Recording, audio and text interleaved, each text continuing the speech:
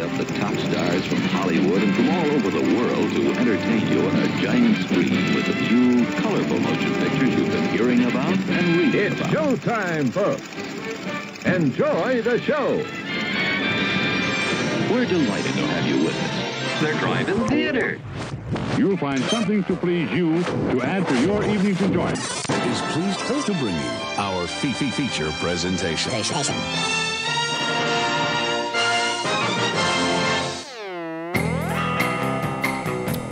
Hey. Whoa, what's going on, everybody? Whoa. Test one, check. Whoa, hey, man, look at all these people. Look at these people already in the comments. We got Jason Norton. What's up, Jason Norton? Jason Norton. Why are you giving him such a hard time, That's because man? it's just you rarely get to see him by that name. So if you know who it is, then you know who it is. But hello, Jason, we know who you are. We got Vince, we got McLean, we got all the people already up in the stream. Before we even get here, what's going on, guys? Welcome to another episode. We're here with the Drive-In Speakerbox. We have got a lot of show for you tonight. Holy bonker balls! We saw so many movies. Dude, there was a whole bunch of stuff that happened this last week. There was the Orville came back on TV. You need to be watching the Orville. It's so good. There was a Star Wars trailer for a video game and a movie And a something. show? Yeah, oh man. All of the things. There was the man who done killed Coyote of the Mansion. Yeah. Don Quixote. There was a new Leica movie. Oh, There was Missing Link. Devil Hand Man movie. Hellboy. We did a lot of watching. There was some Game of Thrones. Oh man, we did so many watchings. I'm gonna take these off. We're reflecting. Lots of things, man. Man, dude. So we're okay. Spoiler alert: we're not gonna talk about Game of Thrones tonight. We're not gonna do it. We're not gonna do it. Watched it Because- for nothing. Yeah. Spoiler free since 2003, right here on the Drive-In Speakers. We're not going to talk about it.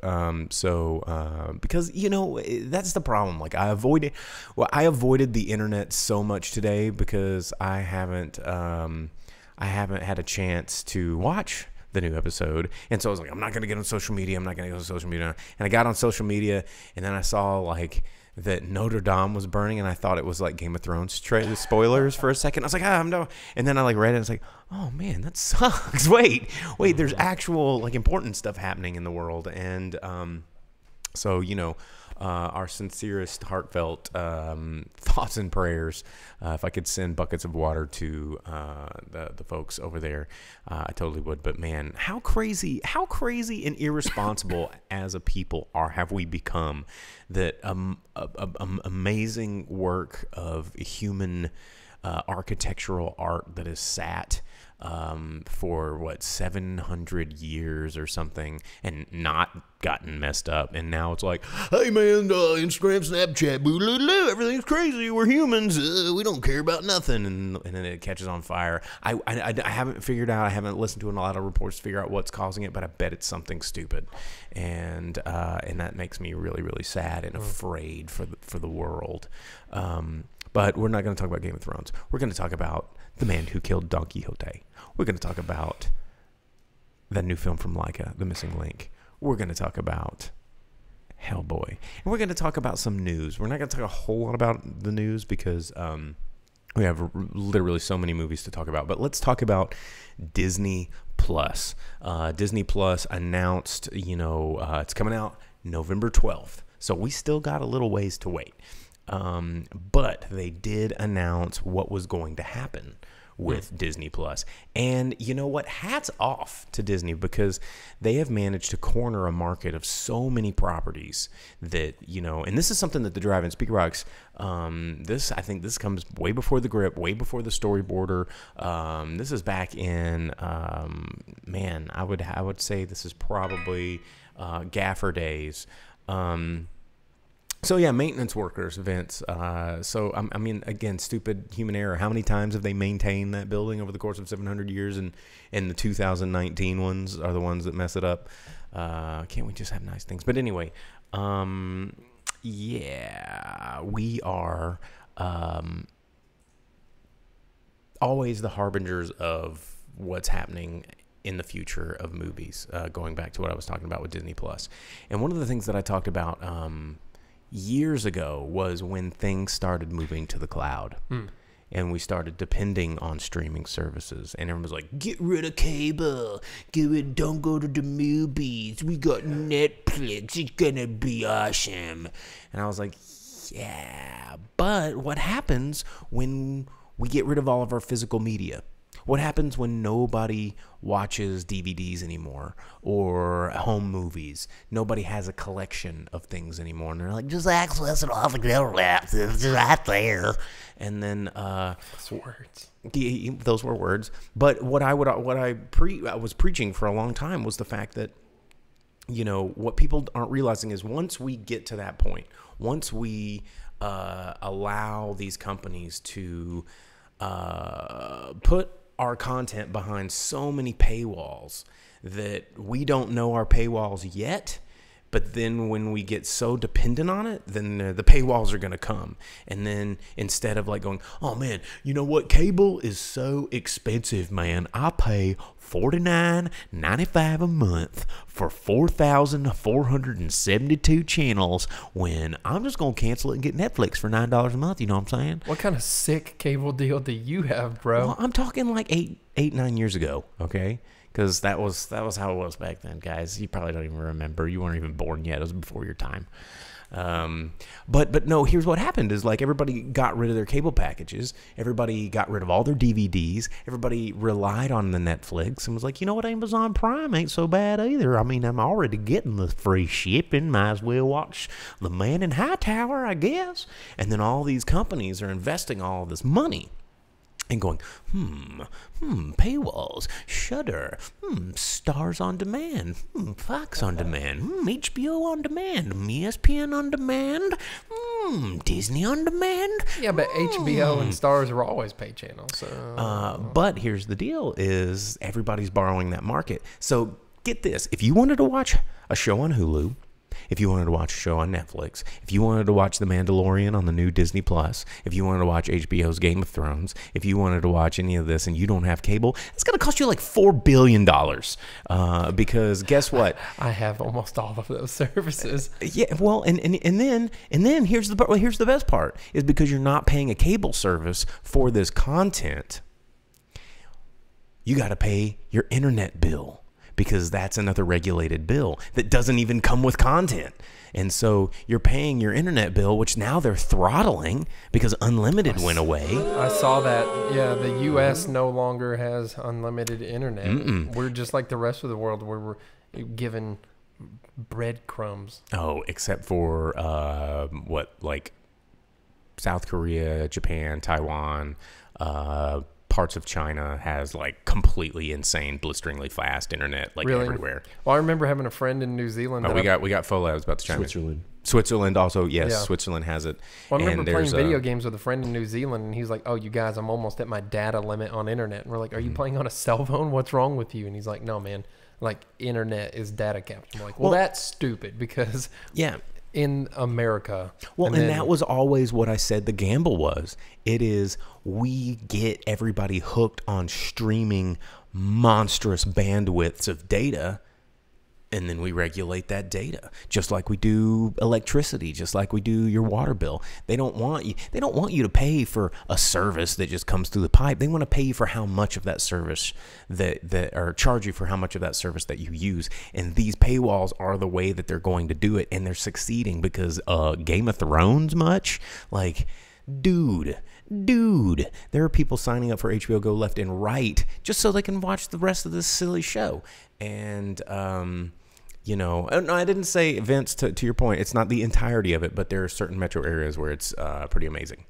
I think he's talking about just the overall filtering of the filter. Free speech. I'm talking about speed. Yeah, he's talking about infrastructure. Infrastructure and speed. You can find all the things the government's okay with very fast. Right, but you know, I'm in terms of infrastructure and speed and data and bandwidth, is kind of what I'm measuring this by. But now we're getting into a point where we're getting regulated on the amount of this content that we use, and so not only is it a wall to get to the the service, but then there's new walls for each bit of the service that you want to access. And so people are spending more than they ever have back in the days of cable, because they were like, well, cable is so expensive for you guys. It's just so expensive. But cable is expensive. Straight up, I got rid of my cable, but I was like, oh, but I want to keep HBO. And they're like, oh, but to do that, you have to keep paying for this little bit of cable, even though I no longer have a cable box to watch cable. Was like, well, you can watch it on your phone.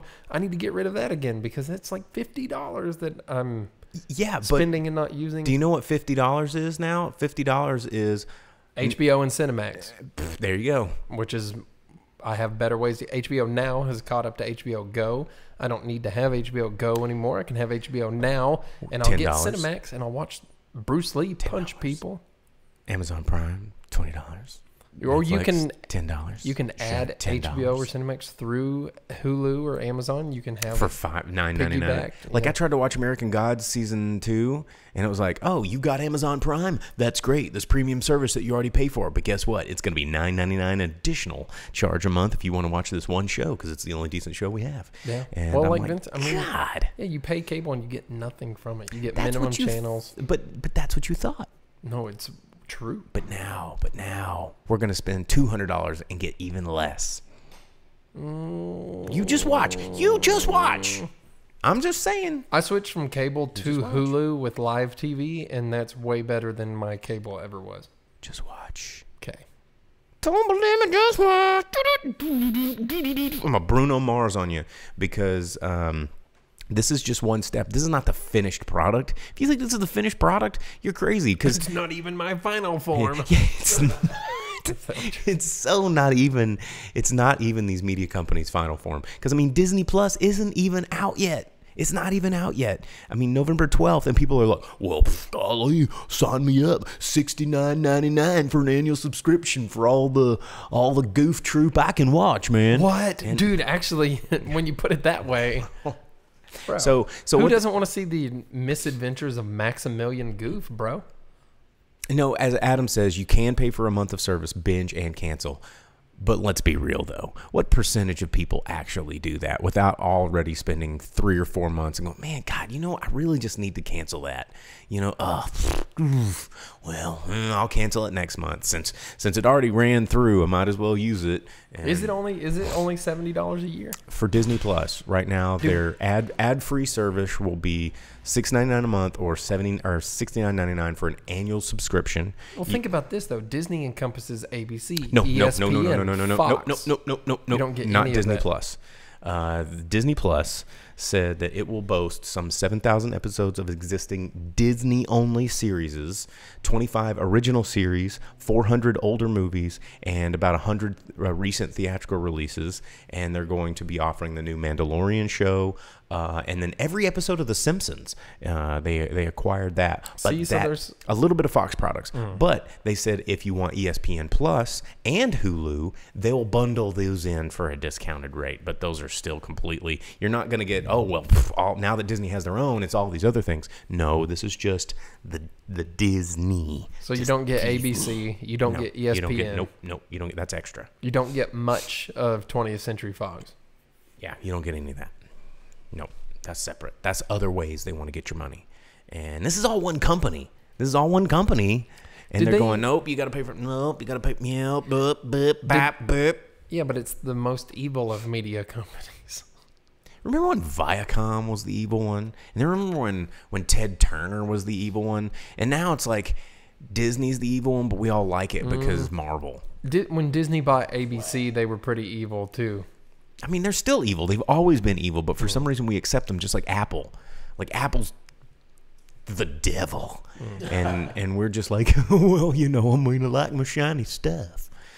And as long as the devil's on my side, then we're good. But anyway, yeah, so Disney Plus coming out. They're gonna have Dina, she's got emails for days for free trials. You're gonna get them. They're gonna give that crap away for the first year to everybody. It's like a Coke dealer on the corner, like, hey kid, you want to try this candy for your nose? It's free, and then you're gonna get hooked, and then it's not free anymore. And so yeah. Let's see. With Disney in control, Hulu buys out AT&T for $1.4. Yeah, I mean, wait, what? Hulu buys the AT&T. We will see. We will see. I don't think that's going to happen. What's going to happen to my phone service? Well, it's gonna suck. You know, It'll be fine.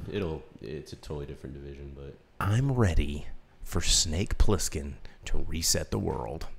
Can we just get Snake Plissken up in here and reset the world?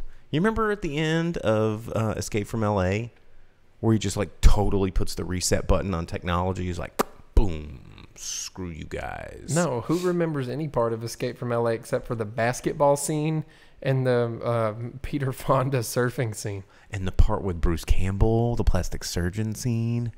And dude, and so yeah, Dina, I haven't read that article because it just happened today, but I'm gonna have to read that. But monopolies are crazy, man, and they're real things. But we don't have too much. We gotta move on because we still have a whole lot of stuff to talk about.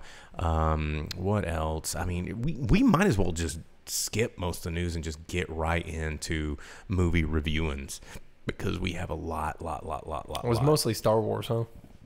I mean, everybody's losing their mind about Star Wars stuff. It's so much Star Wars stuff. Everybody talking about the new movie trailer, which looks just like the old movie trailers. Yeah. And they're doing the video game that no one wanted instead of one of the 2 video games that everyone does want. Mm-hmm. And then The Mandalorian, everybody's talking about, oh, it's going to be so good. It's going to be so good, this thing that we've seen 12 seconds of. It's just going to be great. You know what? It could be. If you're a Boba Fett person, you're wrong. Line in the Straight up. sand, sir. Yeah, that's where it's at, dude. But Boba Fett? Boba Fett's a punk butthole. He got murked crazy easy. No, I agree. He did not. Yeah, he did. He had an accident. You don't know. You don't know. Boba Fett. Smack, done. Sarlacc for 1,000 years. Goodbye. But you don't know forever. all the trials and tribulations that Boba Fett had gone through, all the crazy stuff that he had done to build his name. Like we would have if we would have got the Boba Fett video game that everyone wanted instead of this Jedi bullcrap game. We're gonna get the Mandalorian, and you know, it's like, dude, Boba Fett. Sometimes people have bad days, dude. You know, sometimes. You get hit with a laser staff by a blind guy, and then you fall into a Sarlacc pit. How often are you over a Sarlacc pit? That doesn't happen every day. You know? No one climbed out of that Sarlacc pit, and that's nonsense. IG-88 for the win, though. That's what I'm saying. IG-88's like, that's the good bounty hunter. I mean, Boba Fett's still cool. What about Boba Fett's a person? What about Forlom? Dude, what?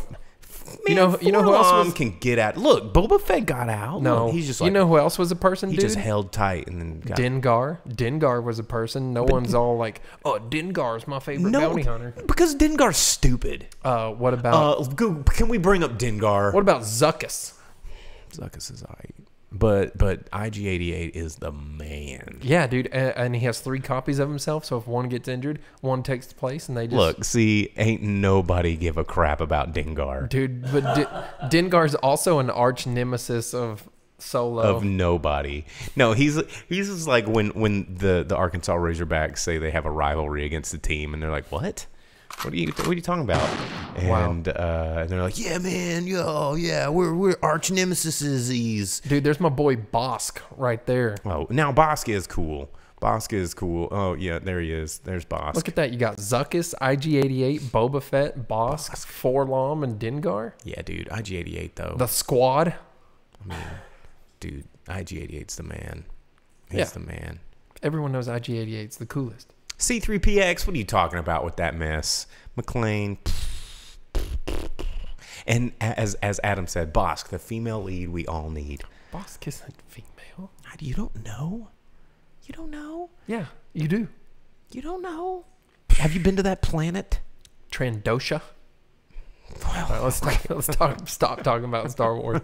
Let's stop talking about Trandosha. Are you sure it's not Transdosha? No, it's Trandosha, bro. He could be a she. You don't know.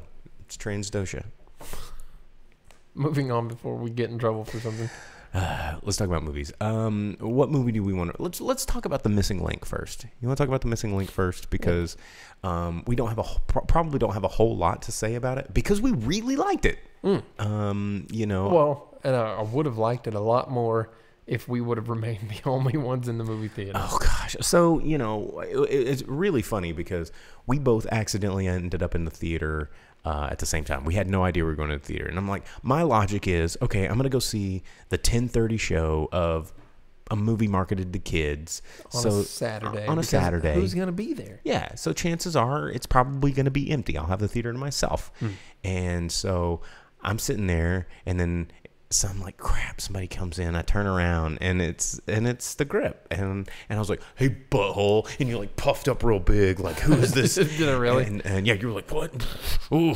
And so it's like, all right, cool. So then we, he moved up, sat next to me. And then we thought that we had the theater to ourselves. And then behind us, there was a couple that came in, and some other trio of like college students that I don't know. I guess they just snuck into the theater. They were on their phones the whole time. One of them was like, two of them were like laying on top of each other the whole time. And then in the couple behind us, one dude just straight up fell asleep. Was like, so the point of this, and you know what, Vince, we do accidentally end up in the same theater a lot. But it's like you pick the times, and you're like, oh hey, that looks like a good one. Yeah, but the point of all of that being that this movie had a lot of emotional moments that you were supposed to be in the movie and feel, and you didn't get to when someone is there ruining that for you, and it kind of takes not paying attention and like on their phone talking and then or just buzzing logs,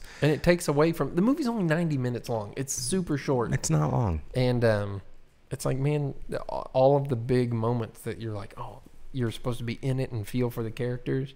Well, and which are there, they're present.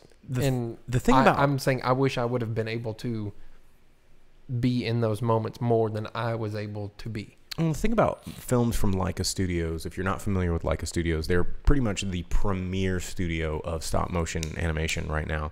And they have come so far with incorporating computer technology into their stop motion to really smooth out the edges and to make it just a lot more of a visceral experience. And their films are just gorgeous. They're absolutely gorgeous.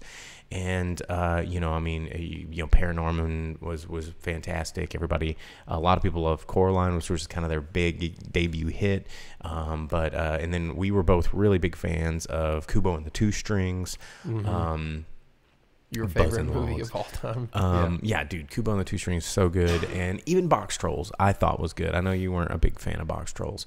But this particular film, the thing with Leica movies is they don't use a whole lot of the same tropes that modern CG animated films do, like the Secret Life of Pets or Minions, where it's like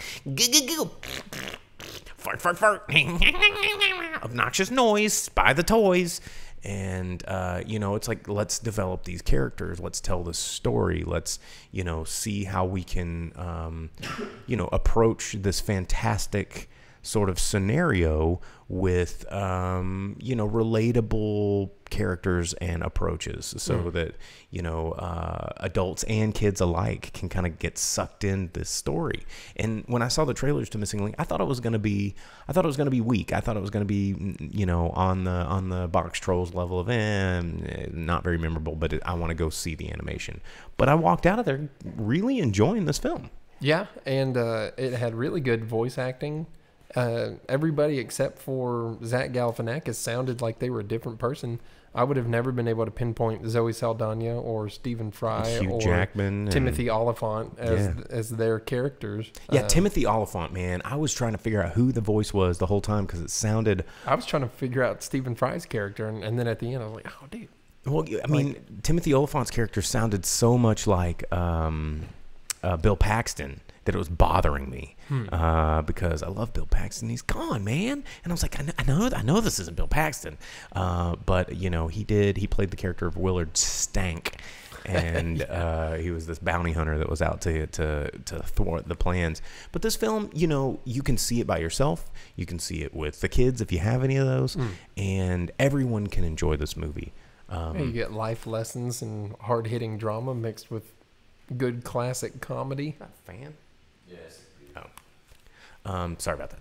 But yeah, you can get all this stuff. It says, you hate it when a voice actor is the tip of my brain. You can't look it up. I actually don't mind that. I'd rather see a movie where I can't pinpoint who the actor is rather than going to see something like Kung Fu Panda 2, which is just a delivery platform for Jack Black to be a fat panda. It's like, okay, you know what you're seeing.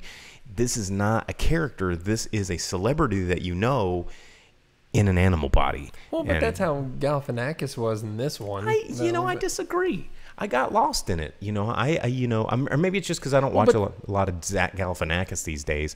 But I really felt like the Yeti had his own character, and I felt that it was cast somewhat appropriately because it was like a naive sort of, literal English dry humor that I think Zach Galifianakis was able to lend his brand of original humor back when he used to write piano ditties.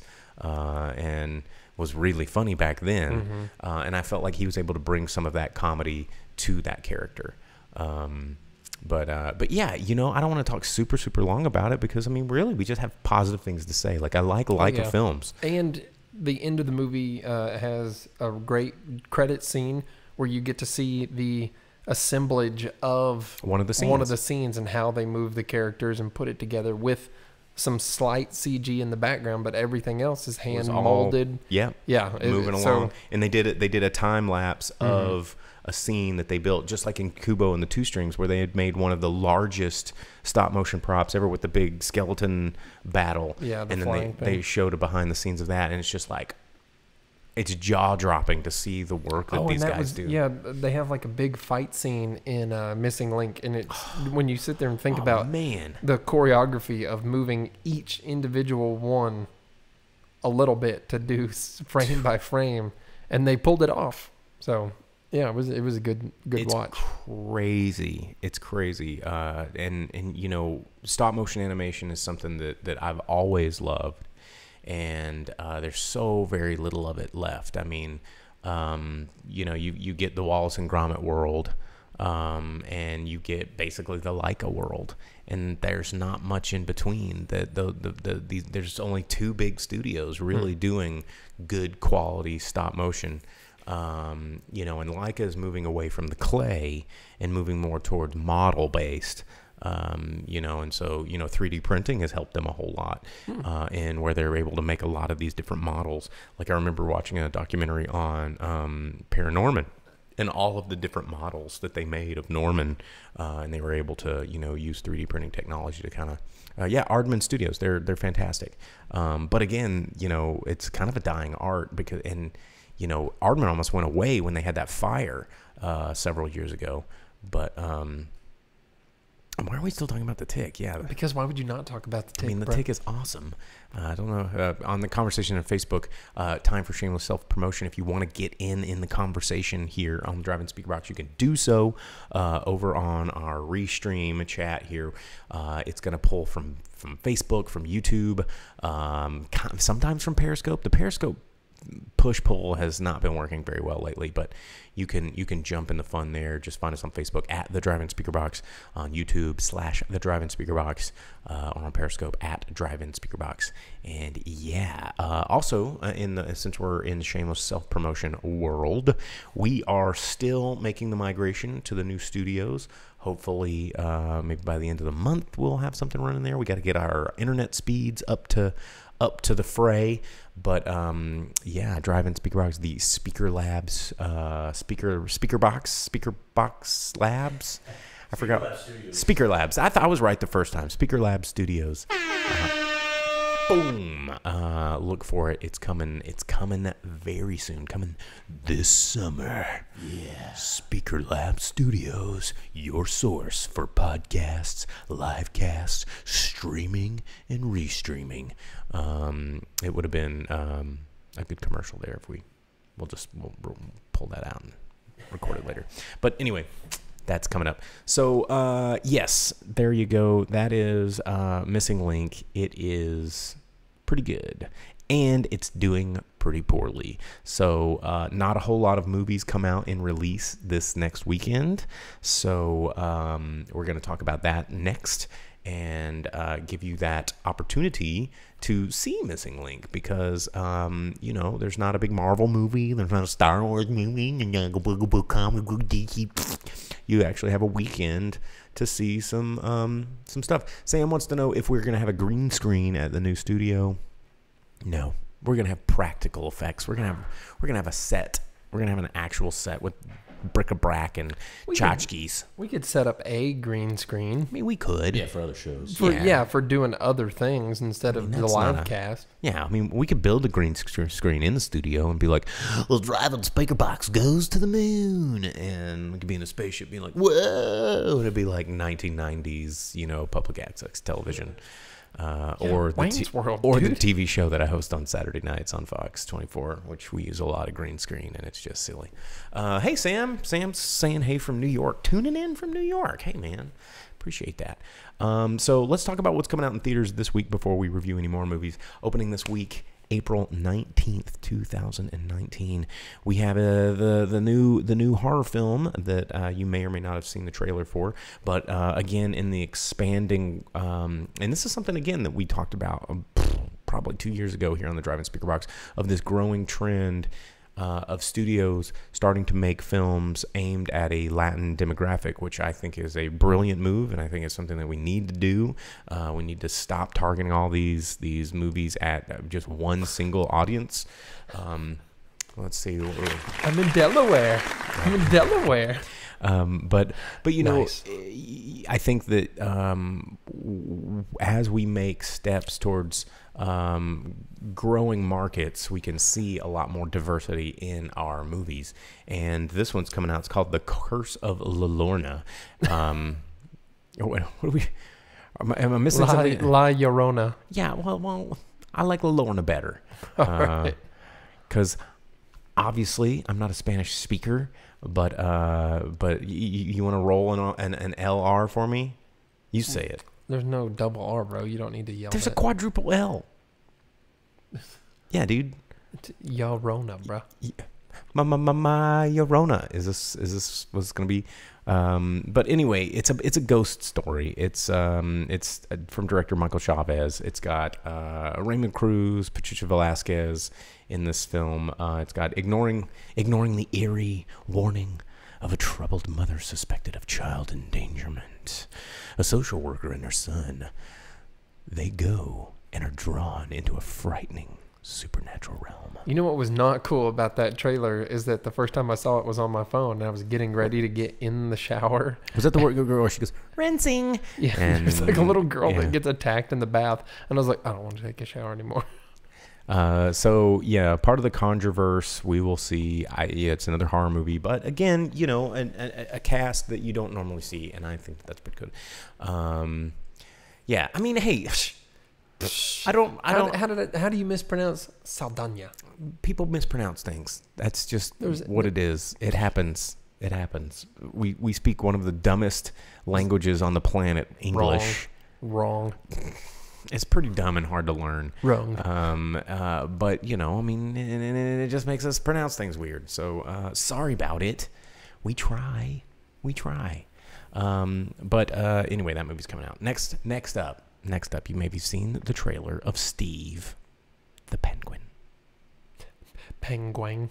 Yeah, don't you know how to pronounce it, bro? Yeah, I talk about words people can't pronounce. Yeah, it's not penguin. Yeah. Penguin. There's no W in penguin. It's penguin. Yeah, but the whole thing is like, old Cumberbatch can't pronounce penguin. Well, no one can pronounce Cumberbatch either. What is it? What's like Blunder Scooch and Ginderbunch? Benedict Ginderbunch. That was a meme, wasn't it? Anyway, so it's from Disney Earth, or Disney Animal, or Disney whatever, Disney Plus. It's coming out April 17th, so pretty soon here. It's getting an early release, but it's the story of Steve, who is a penguin, and he's on a quest to find a life partner for the fans. He's not on any quest. He's a penguin doing penguin things, and it's fucking cute. So people put a camera at it, and people are going to buy tickets to it. And Morgan Freeman's not involved in this one. So what was that one? It wasn't Happy Feet, but it was like, was it March of the Penguins? Mm-hmm.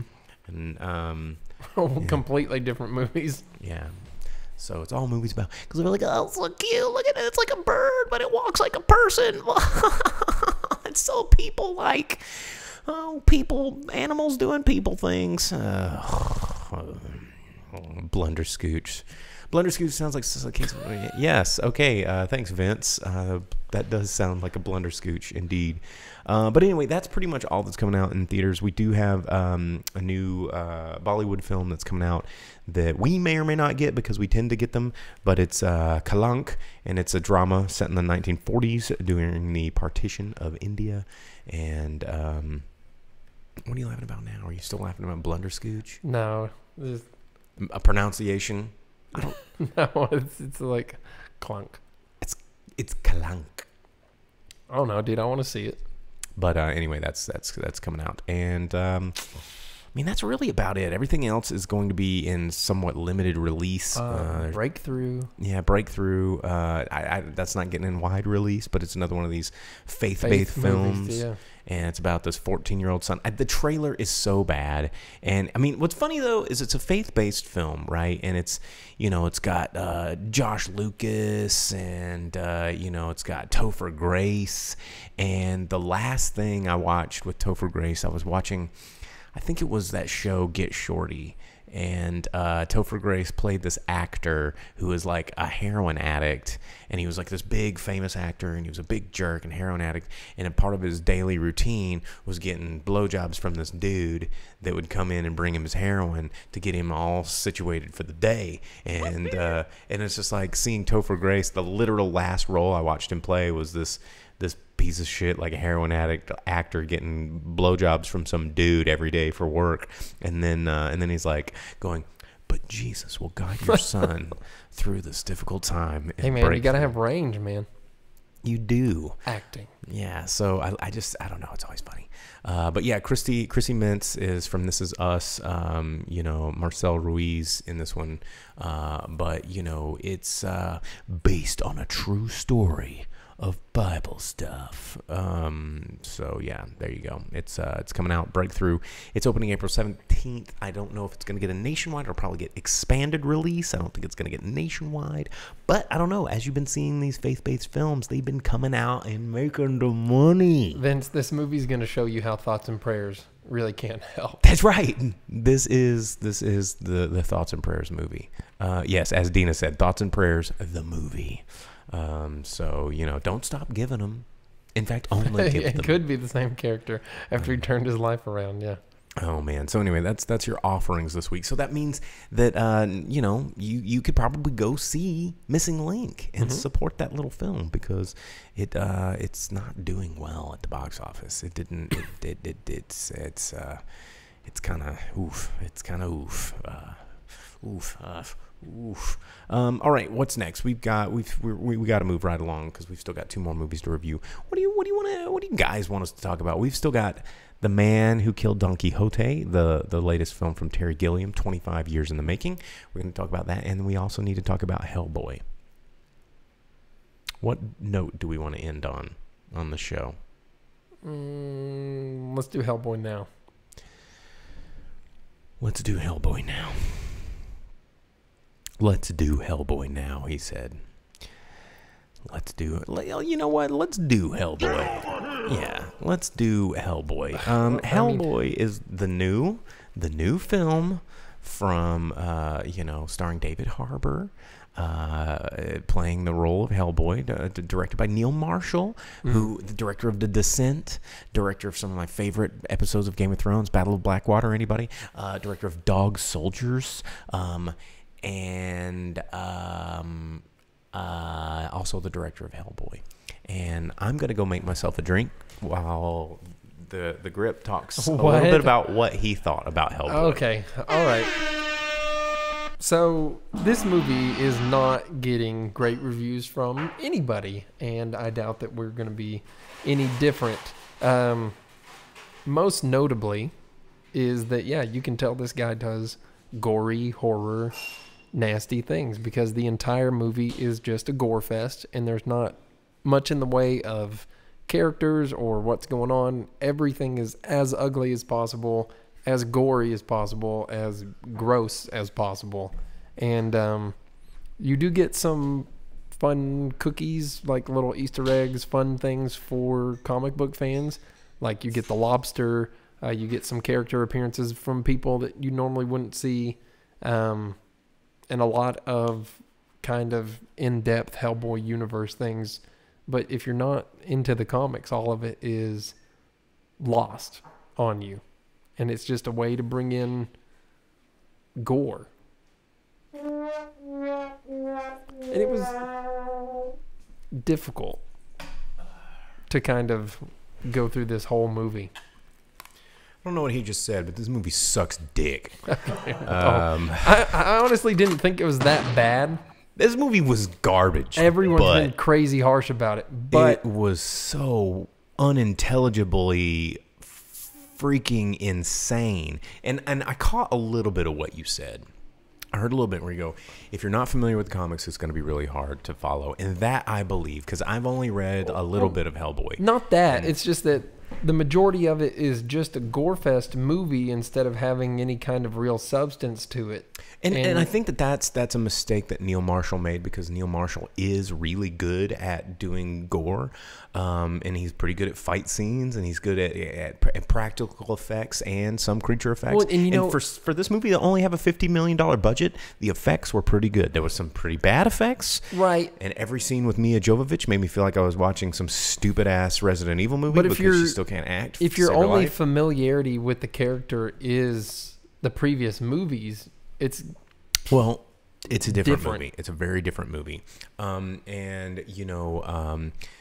I've only read a little bit of the Hellboy series. I haven't read all the different arcs that it goes through, and I know that this is based on one of the arcs that it goes through. No, they put like several of them together. Yeah, because you have the hunt.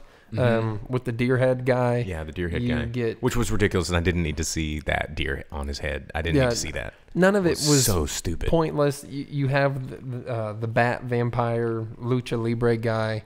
You have too many of them. The Baba Yaga. Yeah. Which okay, let me say something. You get Hellboy's real origin from the comics, so that was kind of cool. That was pretty cool. The Baba Yaga scene was really cool. Which one? With the main scene where she comes in and they have the conversation and they sit down, and she's just like, they're sitting down for dinner, and because it's honestly like, why was Baba Yaga not the enemy in this movie? Why didn't they just make this? She's supposed to be the overarching. I know, but they should have spent more time with her, because the scene that they had together had weight to it, what you were just saying is this movie, he's fighting all these things. He's fighting these giants. He's fighting the Osiris Club. He's fighting the Luchador Bat person. He's fighting the giants. I already said the giants. Oh, the pig man. The pig man. He's witch. Fighting the blood witch. He's fighting all of these things. There's so many things that he's fighting and all of these people are dying left and right and getting collateral damage everywhere, and it just doesn't. You're just like, okay, he's just another person. What? And you just get this complete overload, sensory overload, but where none of these battles have any weight. Even the boss battle with Mia Jovovich, like her character, it's just like, well, chink, there it is. Yeah, well, Except the scene with Baba Yaga, because there was like a eeriness about going into the hut, about finding her, about talking to her, and then when he sits down, and there was a history established with that character. Yeah, and you had a little bit of gravity going on, and then you see this moment where David Harbour gets actually upset when he finds out that she's eating children. And it's not like we didn't just witness monsters and creatures murdering things left and right, like blood and guts everywhere. But the fact that she's got like 8 kids that she's slicing up, just 8 of them for dinner. And then you get this moment of like, oh no, she didn't. And then the scene had a freaking purpose all of a sudden. And then it leads into a pretty cool fight scene. And then a deal that is made and a bargain that is made. And then you leave and you're like, well, that was the best part of the whole movie. And then he goes, oh, well, still got a big boss to go. You're dead. All right. Well, all's right and good in the world. I'm Hellboy. And, it needed to just back off a second and just let some of these things grow in this world that we already know that is very rich with characters. If we could have been given more Ian McShane and Thomas Hayden Church. because the lobster was super cool. That could have been a whole 30-minute segment, like a flashback of Ian McShane and yeah, the lobster and all of this. Like, how did the society get formed? And you know, they haven't talked about that. They could have extrapolated on that and made these characters have a little weight. Instead of being like, this is my introduction, I'm obviously a main character, and then they're dead forever. You're just like, oh. Right. And Daniel Kim, like, I really like him. He, you know, he's a great actor. I mean, everybody saw him in Hawaii Five-0. Well, I wasn't gonna say Hawaii Five-0. I was gonna say Lost, and he was fantastic in Lost. And I was really excited when I saw him because I think he's a brilliant actor.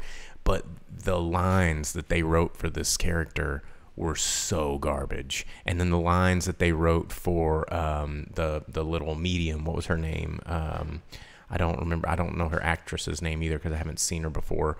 But the dialogue was so cheesy, and it's that there was no supporting cast. Well, they made them real stereotypical British characters too. She's like the one from the slums, and she talks like she's from the all slums. Cockney and yeah, and then he's the one that's like Mr. Upstanding British man. He's like, oh, I'm in one of the M's. All hail the Queen. Yeah, you know. Yeah, But it was just like, man, everything was going bonkers. And, you know, I'm glad they didn't put Abe Sapien in this movie because Abe Sapien is sacred to me. He was my favorite character from the comic. And then I think Guillermo del Toro did an amazing job giving that character life. In fact, everything else in the first two movies was trash. More life than he gave any character in that entire movie. Like that, the Abe Sapien has outlasted anything in the Hellboy universe because of that character. And you know, following Ron Perlman's Hellboy is not easy, and this movie definitely did not do a good job of doing that. Because Ron Perlman gave his own spin to Hellboy, which is a deviation, but it was... He looked more like the character. Mm-hmm. He talked more like him. I mean, everything about the character was more accurate to on page. Mm-hmm. And then this one, they're like, well, we wanted him to look grosser because what if he was real? What if he was real? Well, no, he's a demon spawn working for the government, fighting paranormal. We don't need him to look that real. Like that's. Yeah, but Ron Perlman's version of it looked real. It did. And it's like, but they're like, but he needs scars and he needs to be ugly and veins and hair and it's like, get out of here with this. Mm. So yeah, I was just not impressed with this movie. I went in, I heard the bad reviews. I was thinking like maybe it's just better than people think it's gonna be, and they're wrong. And they just don't understand this good film. And it's, woof. It is just, it needed to be 2 hours longer or about something completely different. Or made into a series so they could have explored more characters per each segment. Right. I think it would have been better as like a series. Oh, easily. Yeah. Easily would have been better as a series. So yeah, Hellboy. And you know, it looks like a TV show more than a movie. It absolutely does. It looks like a TV show for show. And you know what? It had the exact same plot and the exact same story as the most recent Power Rangers movie and the Boy Who Would Be King, and which we watched recently. What, Transformers 5? There's a lot of Camelotian stuff going on right now. But it's definitely like the Boy Who Would Be King exact story. Okay, yeah, that's true. Yeah. But what's with King? Can we just are we that dry of intellectual properties that we have to go back to King Arthur again? Can we not think of something else? King Arthur stuff's fun though, man. I mean, yeah, but can we just maybe, I don't know, maybe just rip it off and the mighty sword Flex Grablager and the wizard Glurblin, and just shake it up a little Van bit. Helsing was better. Yeah, because it was essentially the same movie. You had no.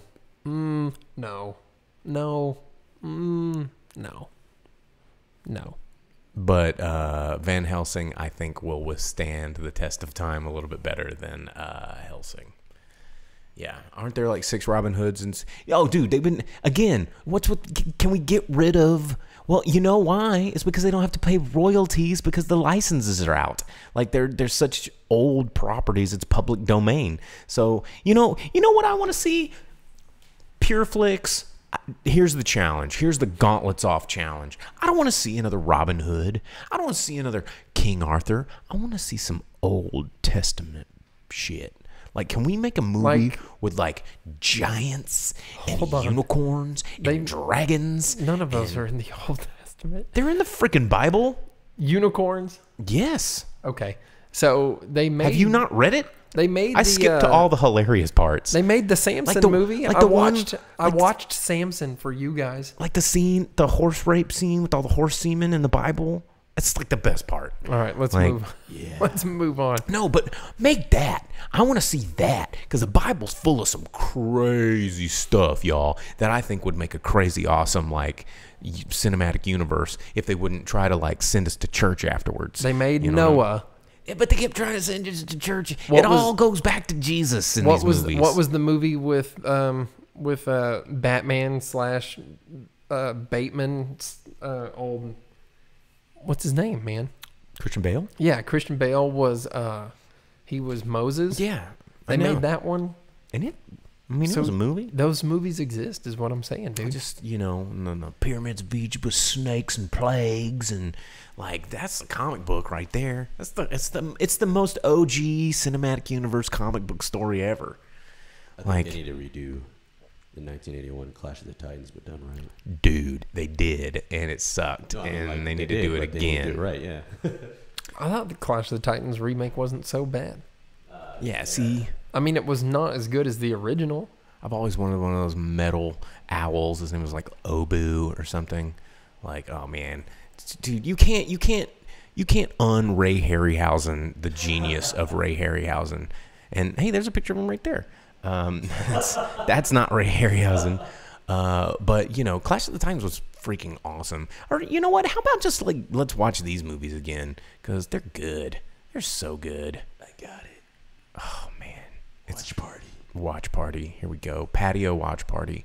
But I don't know. It's like I'm over the King Arthur stuff. Anyway, you know what they need to do? DC needs to make Demon Etrigan live action movie, and then we can get some seriously cool King Arthur on screen. That would be sick. Yeah, Etrigan. Yeah, he has a good backstory. Yeah, excellent backstory. That would be cool. Now that they have Shazam in there, get the Demon Etrigan and get some like super cool thanks, Vince. Characters that aren't in the main three. Have you seen Batman Bad Blood or Justice League Bad Blood? I mean, No, I haven't done that yet. They talk about the backstory. It's pretty good. Also, they have an Iliad movie, McLean. Dude, it's called Troy. Yeah, that was big budget. That had Brad Pitt. Yeah, and it was not good after the first 25 minutes. Because the first 25 minutes, you're like, yeah, this is sick. And you have like all the big dudes with the hammers murking people and like stabbing everything. And then it's like all about Achilles being an emotional boy. Hey, I like the quotes though, as corny as they were. I like to reuse them once in a while. Some good quotes. Vince, he did the Google search there for us. Jake, would you like to read this Bible verse for us? Would you like to read Ezekiel 23:20 for us? I mean, you just read it, just dry read it. I mean, don't pre-read it. That's cheating. Well, no, I need to know. No, you don't. You just need to straight up read it. Read the Bible. Trust. It's called faith. Oh, this ain't pure flicks, bro. Just have a little faith. You want to read it? Just go for it. Just read it. It's right there. Just read it. It's right there. You can do it. You can do it. It's Bible. Why don't you try? You want to read it? I don't want to alienate anyone in our audience here, We're bro. just reading the Bible. Mm-hmm. It's in every drawer of every hotel, like ever. That's true. Like, would you like me to read it? Let's read some Bible. And there she lusted after her lovers, whose genitals were like those of donkeys, and whose emission was like that of horses. So you longed for the lewdness of your youth, when in Egypt your bosom was caressed and your young breasts fondled. Dude, there's a movie. Yeah. Debbie Does Egypt. There we go. dry reading, Sam. Dry reading is a term for reading something live on broadcast or for recording that you've never read before. You just go, you look at the page, and you just go. It's a talent that a lot of people spend a lot of practice trying to learn. Journalists still have a problem with dry reading, but it's a really good.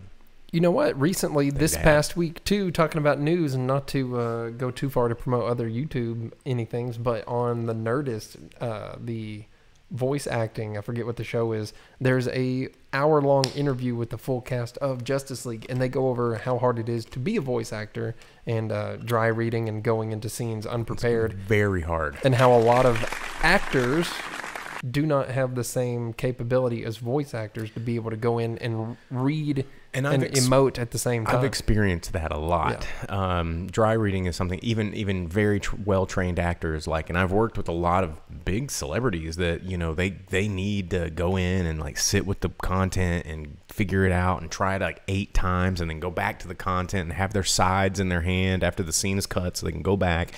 But dude, being able to just pick words off a page and give it emotion is something I've worked really hard to learn how to do. You know what, too? We dry read here a lot. Watch that.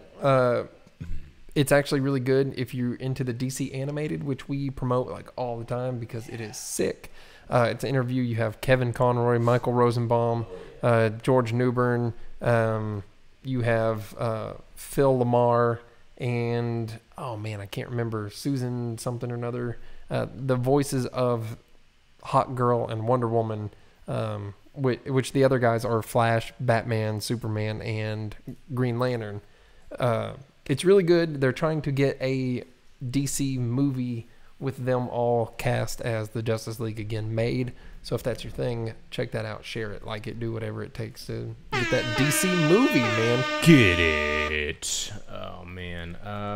All right. Do we need to... We need to talk about Don Quixote. Don Quixote. Oh, Kevin Conroy is the best. Well, it didn't make hardly any money yet. Oh, it makes me sad. Oh, did you see that they announced more dates for The Man Who Killed Don Quixote? No, I did not. If you go to their website, they have more dates announced. So there's another one here in April, and then I think they have dates in May. It's at select theaters across the country. But there are dates added with more showings of the movie. So here's our 1-sentence review of The Man Who Killed Don Quixote. Go see it when it comes back out in a theater near you. Yeah. Don't miss it. Yeah, make sure you go to it. It's pretty good. It's interesting. It's fun. You get a really good performance out of Adam Driver. This Jonathan movie, Pryce is awesome. I don't even know where to begin with this movie. Holy crap. So for those of you that don't know anything about this movie, this is the latest film from director Terry Gilliam. Terry Gilliam, one of my favorite all-time directors ever.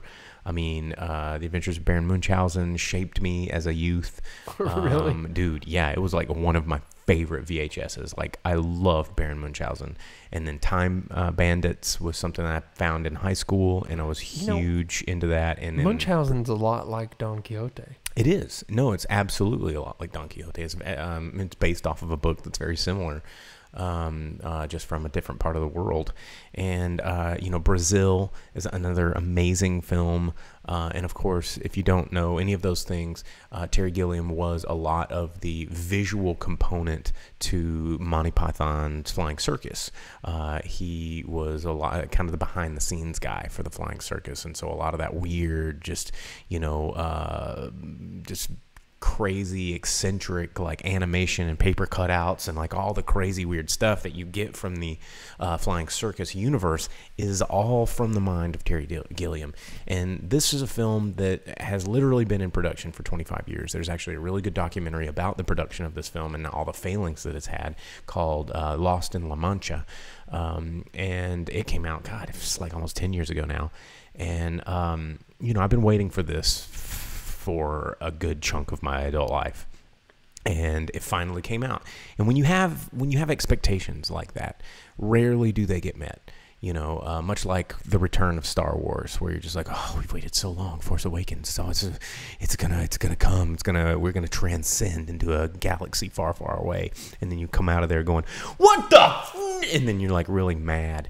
Yeah, except for the people that were all like, no, it's good, it's good, it's good. We're gonna make excuses because I'm gonna defend it forever because church. But this movie is art.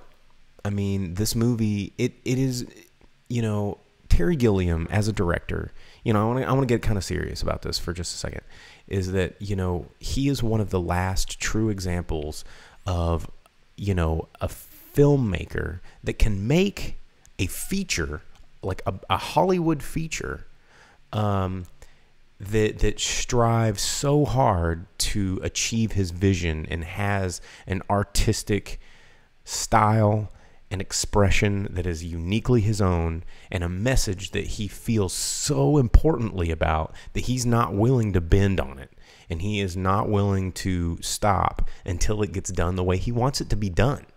And you go back and you watch a film like the Imaginarium of Dr. Parnassus, which is another one that was riddled with production problems because his main character died while filming it, but it took the efforts of a lot of people rewriting and splitting the character up into four, and to make it happen. We got to see that work get completed, and this is no different. Like, this movie is truly something to be seen and experienced, because it's a theatrical experience. Like, it is a film. It is a film in every sense of the word. You get lost in this film, you get confused, and you find a sense of wonderment, and you get angry, and you get lost in this movie, just like the characters do. The reality, he is able to blur the lines of reality and the surreal in a way that you get to actually experience as a viewer. So when you're sitting in that chair, you are almost having the same experience as the character on screen, and that's amazing. Well, especially if your whole field of vision is like it is, and it goes into the kind of claustrophobic shots and things like that, and twist you around and everything like it does, or pulls you in with like the Night of Mirrors and things like that. Man, the Night of Mirrors scene was cool. I mean, and the thing about this film that is so interesting is because, yes, it's a take on Don Quixote, a story that everybody should know. It's an old book. It's been done a few times, but he's able to adapt this thing that he loves so much. He loves this story that he's able to figure out a way to tell the story, but also give it a new twist through the eyes of a character who inadvertently experiences the story in a way that is different but the same. And it's so crazy good. And as Dina said, he did cinematically what the book did for literature. Like, it's pretty amazing how he was able to do that. And just sitting in the theater, just witnessing it, there wasn't a dull moment. Even the dull moments were beautiful and left you thinking and wanting more. And like Grip said, you get these performances from Adam Driver and he had never seen him before, but his name is Oscar Hanada. He played the gypsy. Oh, the gypsy guy. I was like, who is this guy? Like, I'm just, you want to know more, and you want to get sucked into this. And and Stellan Skarsgård's in it. And Stellan Skarsgård, he did a great job with, even though he was very Stellan Skarsgård, but it was perfect. You just get completely sucked in, not even, we don't even have to mention Jonathan Pryce, who is already awesome and has already worked with Terry Gilliam. So he knows how grueling it's going to be, because he was in Brazil and also in Munchausen, I think, and also in Time Bandits, I think. But he just knocks it out of the freaking park. And I have never sat in it's been so long since I sat in a movie theater and had the same experience that I had in this film as I did. You know, I haven't had a movie keep me on the edge of my seat, wanting more and just soaking in every bit of it. You know, you don't go to see Shazam and have the same experience that you have watching this film. You were like up on the edge of your seat, like into it. I was literally on the edge of my seat. I was like, You was super into it. I mean, oh man. And Adam Driver, like, you know, I get more and more impressed with his performances as he grows as an actor, because he never meant to be an actor. He was never classically trained. Wasn't he like in the military or something? He was a Marine. And then Is a Marine. You're never not a Marine. yeah. But you know, every film that has come out that I've seen him in, he's just been really good in it. I mean, what was the movie that we saw not too long ago? The heist movie. Yeah, I was trying to think of it. The one where they're the country guys and he has the one arm. Yeah. I'm gonna. What we got? Vince. This is my B writing movie. Yes, it was my B writing movie. This movie was. Oh man, it was so good. Let's see. What was the name of that movie? Logan Lucky. Logan Lucky. Yeah, he was good in that. Mm-hmm. I mean, I saw Black Klansman. He was great in that. Not so great in Star Wars, y'all. You know, he's Kylo Ren. He's Kylo Ren. He's not Kylo Ren.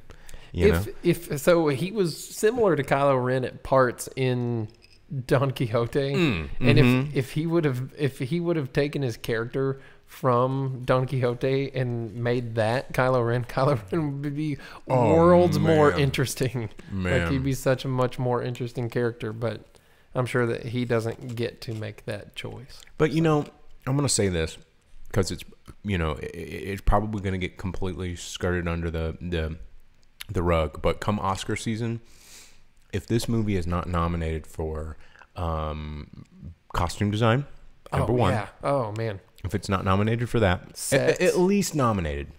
Set design, because they said they filmed that party scene in one night. What? Unbelievable. Okay, so there's a portion of the movie, it's like a quarter of the movie length, right? And they're like, they filmed it in one night, and it's insane. And I don't think you guys really understand how hard that is to do. Well, they set stuff on fire and everything too, so it's like you get one go at it, maybe. I have worked on feature-length films and TV shows that are on national television, and to be able to accomplish anything of that level in a day, much less one night, is unbelievable. So unbelievable. Even though we're not talking about Game of Thrones, we're talking about Game of Thrones real quick. I watched an interview with Kit Harington, and he said that they filmed a scene. It took 55 nights to film one fight scene, and they did one scene that's like a quarter length of this movie and it's awesome. One night. And see, so Dina, she's like, I don't know if it's eligible since it premiered at a festival last year, but here's the thing: is like, this movie out-movies every freaking movie that was nominated for anything this last year. And, I mean, to say that Jonathan Pryce's performance in this film is not eligible for an Academy Award is... Oh, no way. Yeah, it's the best. Is, like, disgraceful to the art of acting, because it is unbelievable. Unbelievable. And he's a guy that's pretending he's a dude, pretending to be another dude, pretending to be another dude. Like, he does that in this movie, dude, and he does it very well. Yeah, he's a dude pretending to be a dude that he's not even remotely like... Who's crazy and thinks that he's another dude. He's another dude. Yeah, Vince, they do at the... It's worth stay through the whole end. They have a behind-the-scenes featurette. Yeah, you get interviews with the cast and director, and you get behind the scenes and all of that stuff, so... And to Dina's point, yes, that's why the Oscars are always bullshit. That's why I've never liked the Oscars. That's why I've never supported the Academy Awards. And that's why I don't know why we're so up in arms about who they pick and who they choose, because it's still garbage and it's always garbage. This was a super movie. That is one good way to put it, because you get varying directing style to match how the characters are going through it. You get so many different settings and characters that the main characters interact with, that changes how all of their things happen. And yeah, I mean, and there's art, and there's things that are more than just surface deep. And yeah, dude, it's a very movie. You get good music. And you know what McClane says is he said, but doesn't everything Gilliam do outshine everything else in theaters? Yes, absolutely, because he's an amazing filmmaker. But the interesting thing about Terry Gilliam that I really like, and I think more people need to understand his genius, is there are people that can make art films. There's lots of great art film directors. There's tons of people make great art films all the time that are art films that not everybody's going to understand or appreciate or enjoy or sit through. But there is a difference between something that can sustain itself in front of an audience and entertain and elicit feeling and emotional response from almost anybody that sits in front of it. And Terry Gilliam's able to do that in a way that I've never seen anybody else be able to do. And I mean, granted, all of his movies are not amazing. He has done some films. There was one, I'm trying to remember the name of it really quick, that I was not a huge, Tideland. I wasn't a really big fan of Tideland.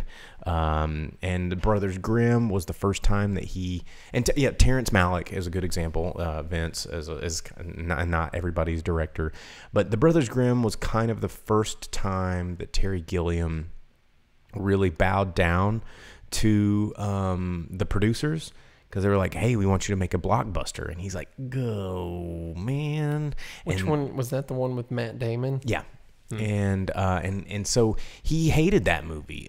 He wasn't able to do the things that he wanted to do, and because he was like, well, if you're going to use this money, you're going to do it the way we want to do it. And I mean, this is a guy that, Fear and Loathing in Las Vegas. I don't think half the people that love that movie realized who's responsible for that movie. 12 Monkeys. Like, do we even need to get talking? That was probably one of his most commercially successful films, and it's freaking awesome.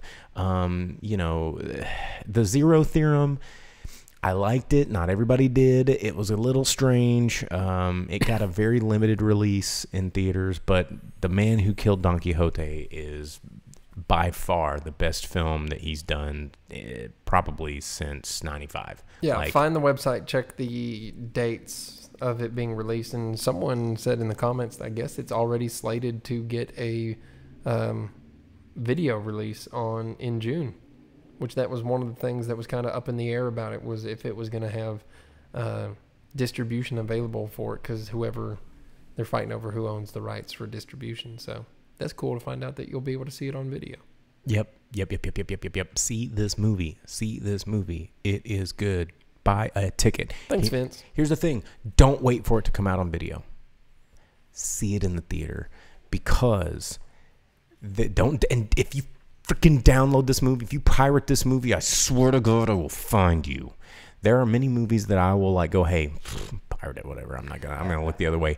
Do not pirate this movie. Give this movie the money it deserves, because if you go put your ass in that theater and you buy that ticket, it will show these people that this is worth investing in, that people want to see things like this, that this content is worthy of more than just throwing $200 million at some chick that can shoot lasers out of her fists. Like, come the F on, people. Like, get real. That's the only way we're going to see improvements, is if you don't wait around for it to hit Netflix. Like, be active. Be active. All right. So Dina says it wasn't on the eligibility list last year for the Oscars, so there is hope, and I hope that it does get some sort of acknowledgement, because it's great. So anyway, there we go. Our theater was packed. It was completely sold out. Is it playing again in Fayetteville ever? I don't know. You'll have to check that listing. I haven't. I think the closest one I saw listed was like Springfield or Tulsa or something like that so far. And it'd be worth the drive to Tulsa. Yeah, so definitely check the website, see where it's playing and where you're willing to go to see it if it's not going to be near you.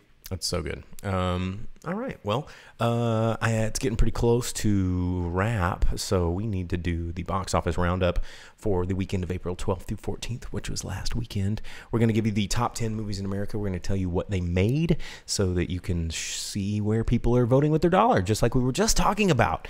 The movies that made all the money, like the number one movie in America, guess what? One weekend, already been greenlit for a sequel. And it was greenlit immediately as soon as the dollars started pumping in. Like, all right, let's make more of that. Let's make more money. money. But guess what? If you had given that money to Leica Studios, or if you'd given that money to Terry Gilliam and sold out Fathom Events and every single seat in every single theater in the country, be like, guess what? You want to do something else? Go for it. Done. Vince, I think you have a better chance of seeing it locally Yeah. than most. Yeah, don't drive to Tulsa, Vince. You can. I'm sure it's in Chicago. You can check it out. So, all right, here we go. Number 10. We will start with number 10, work our way up. These are all domestic numbers, by the way. So, it's only stuff here in the U.S. because that's the big metric that they use. Here we go. Number 10, Best of Enemies from STX with $2 million in its second weekend release. This is on my watch list this weekend.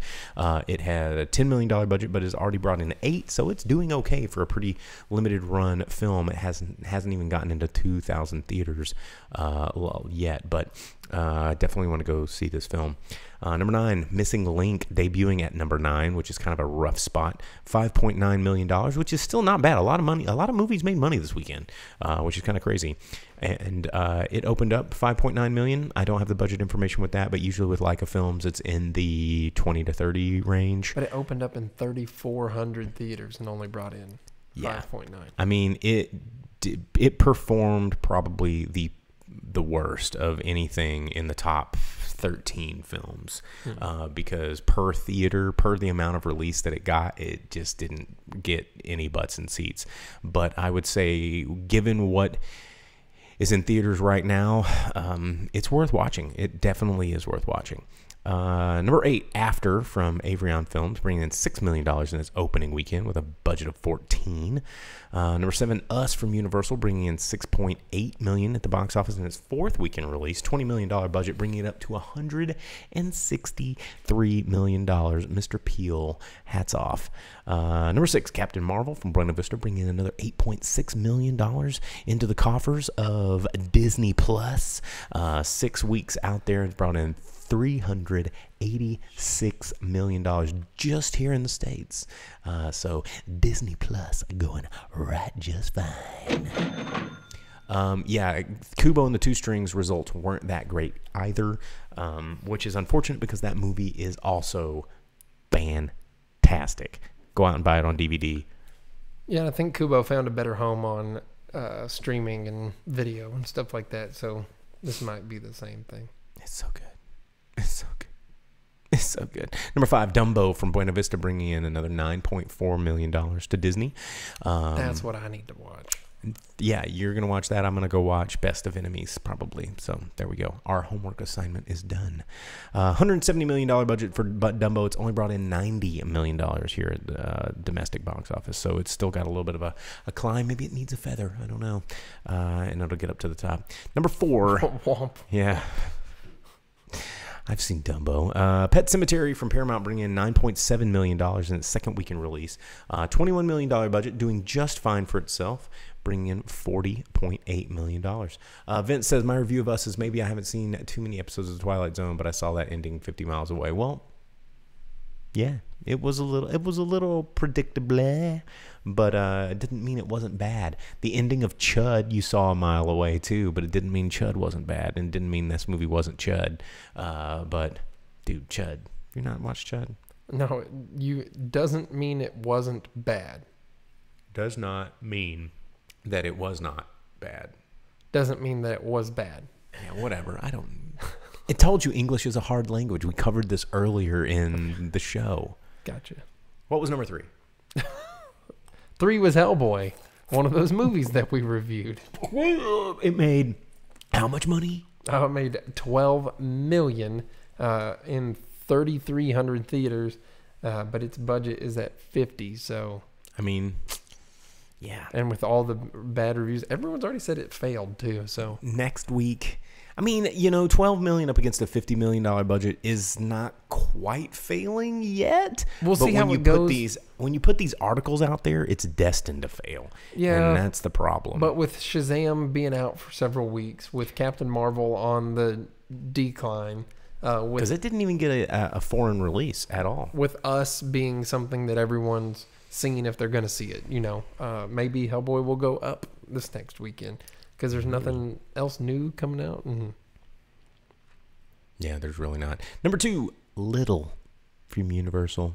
bringing in $15.4 million. Age swapping film, bringing $15.4 up against the budget of $20. It did just fine, and I've heard it's not that great. It's forgettable.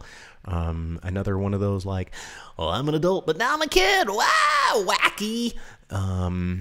Just like the ones that are, I'm a kid, but now I'm an adult. Wow, wacky. Talking about Robin Hood and DC movies and stuff, though, the love interest from the trailer is the guy that played Green Arrow from Smallville. Trailer to what? Little, bro. Oh, that's right. Yeah. He's the blonde teacher man, and she's like 11, and she's like, I want to touch your butt, and he was like, inappropriate. No. Yeah. Inappropriate. People go to jail for that. Yeah. All right, number one movie in America, guess what? Superhero comic book stuff. Shazam from Warner Brothers bringing in $24.4 million in its second week in release. $100 million budget is brought in $94 million at the box office. And in its foreign release, it brought in $164, so putting it up in the $258 million realm. Those are like Marvel numbers almost. Almost. Especially if you consider its production budget was half of what a Marvel movie normally is. So it has been thoroughly greenlit for Black Adam. Yeah.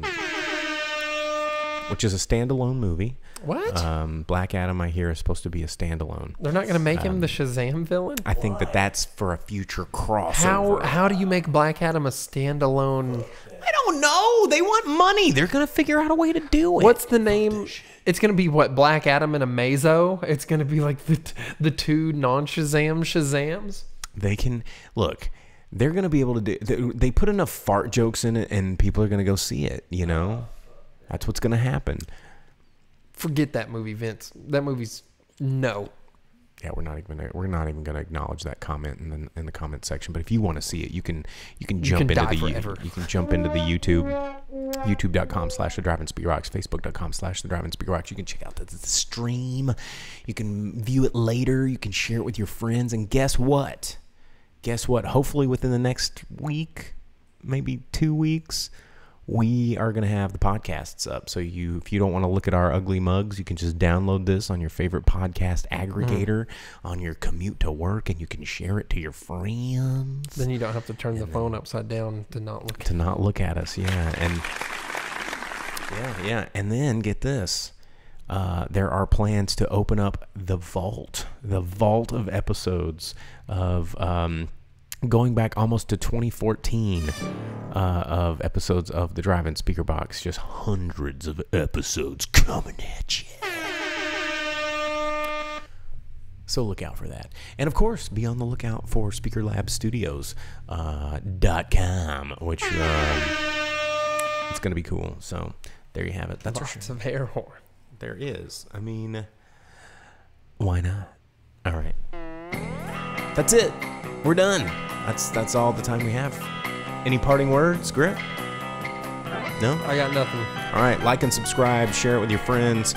Post in the comments over there. We will see you guys next week. Thanks for tuning in. See ya.